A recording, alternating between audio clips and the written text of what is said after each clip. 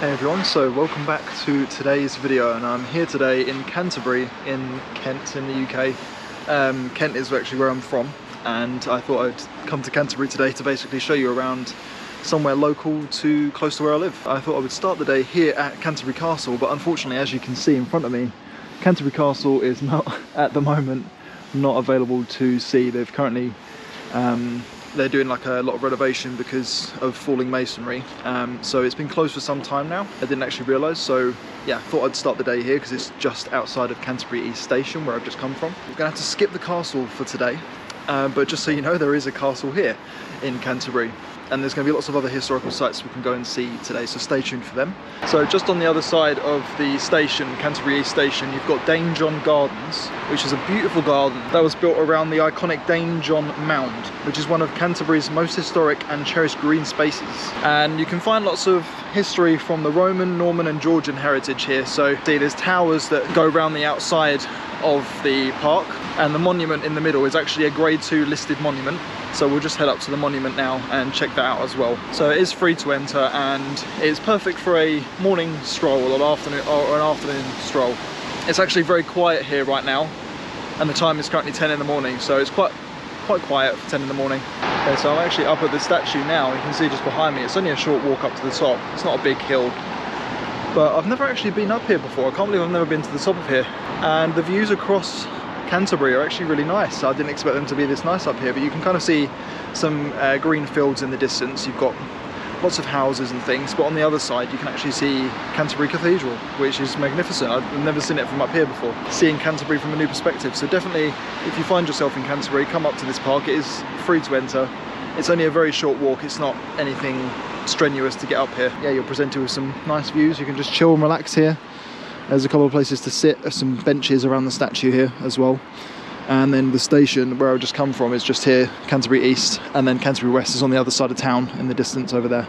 Just coming out of the Dane Garden now, but one thing I'd say is really nice is walking around the city wall, because the whole time you kind of have views looking over different things. You can kind of see parts of the park as you're walking around. At the moment, it does look like the park is under some kind of construction as well, because you can see here this fencing goes all the way around the park at the moment, so I think they're doing some repair there as well. So yeah, it looks like Canterbury is under a lot of repair right now, but yeah, as I was saying, you've got the walls going around the outside so you can see different things on the way. This is mainly just like motorway on this side, but on the other side you've got more of the city, and down there we'll go into the main area of the city where all the shops are. So next up then we have St Augustine's Abbey, which for your information is £12 currently at the moment to enter. I think the price does change depending on the time of season, but it only goes up to £14 maximum, I believe. But it's definitely worth coming to check out. Inside the first area you actually have a museum, so you can go and check out the little bit of museum to see about the history, and the museum kind of goes in order from left to right of chronological order that the events happened, so you can read a little bit about that. And then when you come outside, you're presented with the Abbey, which is just so impressive. And it was a Benedictine monastery found in the 6th century by St Augustine of Canterbury. And the Abbey forms like a trio of the sites that mark the birthplace of Christianity. So you have, of course, the Canterbury Cathedral, which we're going to later. You also have St Martin's Church, which we will see soon.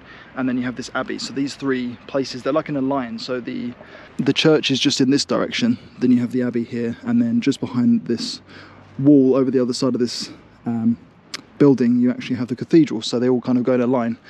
And it's, yeah, very symbolic of the Christianity within England.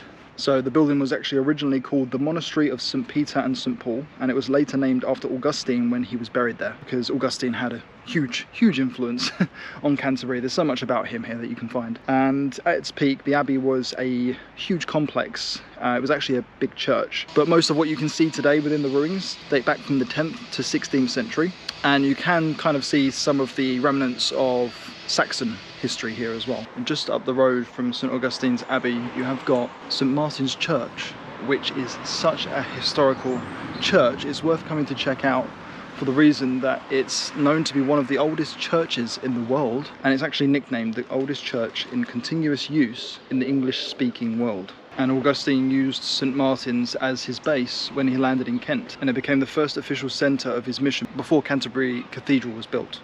It is only open on certain days for services, so you can't actually go inside, but you can see the outside of it, you can just tell like how old it is. It really is such a mysterious church in a way. There's something so mysterious about it when you see it. But it's really peaceful in here. Of course, it is a graveyard as well, so it is very peaceful. And it probably is one of the oldest graveyards as well, I would imagine. You can kind of tell by the style of the stones and by the wear and tear on them as well. So yeah, really fascinating place. And again, this one is free to enter. It's free to look around. So you don't have to pay anything to go into the grounds here. And actually from here as well, you do have a view of Canterbury Cathedral through the trees. So that is also really nice. So you can kind of see Canterbury Cathedral while you're looking around the grounds here as well.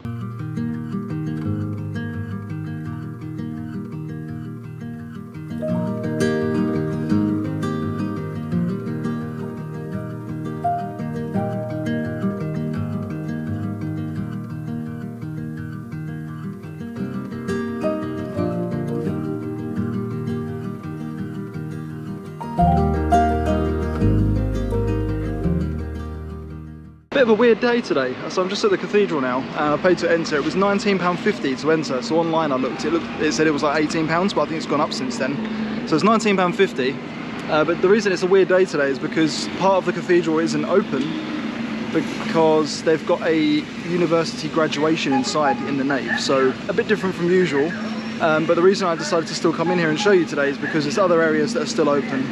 And also they've opened areas that aren't usually available to the public in replacement of the nave being closed today. So that also will be interesting because we get to see some places that aren't usually accessible to the public. So we're here now at the Canterbury Cathedral, so let's check it out. It looks amazing, honestly. It's such an impressive building.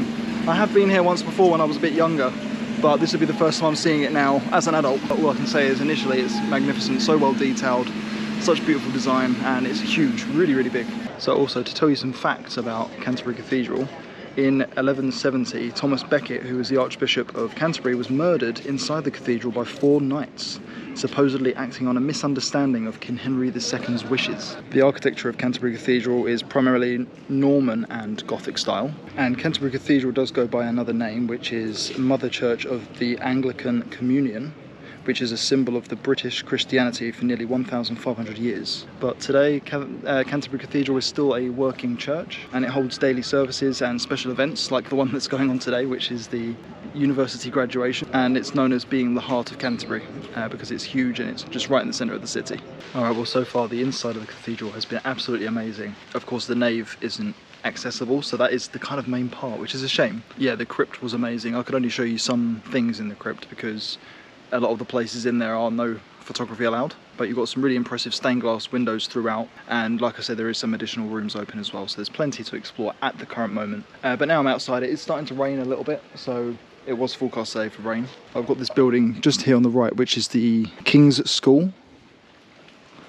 So it's another really, really beautiful building, a very old building.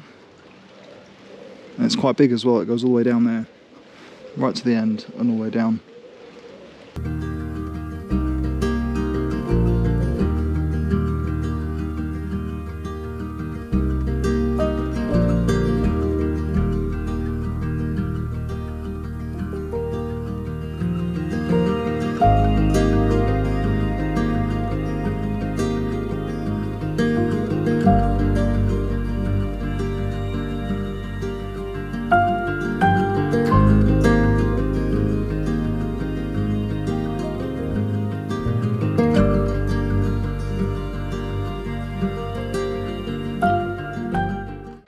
So next up then is the King's Mile, which is actually very close to the cathedral. When you come out of the cathedral, that whole area is called the King's Mile, and it's just a variety of streets with cafes, bars, souvenir shops, there's a museum, there's all kinds of things dotted around in the King's Mile. And it's very historical, and it's got some really old Tudor buildings that are stunning, and yeah, overall it's just, I think, the best part of the city. It really is so nice to walk around this area. It's my favourite part of Canterbury, and it's called the King's Mile because it refers to the royal connections of the kings and archbishops that travelled through here on their way to Canterbury Cathedral. But yeah, I can't even name how many cafes and tea rooms and pubs and antique shops and everything, like arts and craft shops, independent retailers. There's so many different things here to see, so you really can spend most of your afternoon here. And of course, if it's raining like today, you can pop in somewhere and get some food. But when you're in the city, it actually feels like a village. When you're actually in this part of the town, it feels like a village. So that's what I like about it. It doesn't feel like a big crowded city, even though this area is very touristy. You do see lots of people on walking tours, audio tours. It still has that kind of charm about it. I've just been down St. Peter's Street, which again is another street. It kind of connects into the old city. And again, there's like tons of things to see down the street, like all your restaurants, and it connects to the Westgate Towers, which are these two huge towers at the end of the street. And the road itself is actually named after St. Peter's Church, which you can find on just a little turn off halfway down the street. You can find the church. It's quite small inside, but it's got a nice walkway leading up to it with some flowers outside. The final stop of the day then is the Franciscan Gardens, which is a really beautiful place, and it's quite small. There's just quite a small park there, but you've got little views where you can look down some of the canals. You can see some of the boats going down the canals, and it's quite quiet and out of the way. But it was founded in the 13th century. You'll find many wildflowers and trees throughout as well, so it's quite a peaceful place to be ending the day, really. Yeah, that does bring me to the end of this video, showing you guys around Canterbury. And even though parts of the city were under renovation and also the cathedral was occupied, it was still really great to show you guys around and experience some different things in Canterbury. And for myself as well, it was actually refreshing to see it from a video perspective, because I'm so used to going here and maybe not looking around in full detail like I would when I'm making a video. So that was nice. But as always, thank you for watching, and stay tuned for more videos coming on my channel very soon.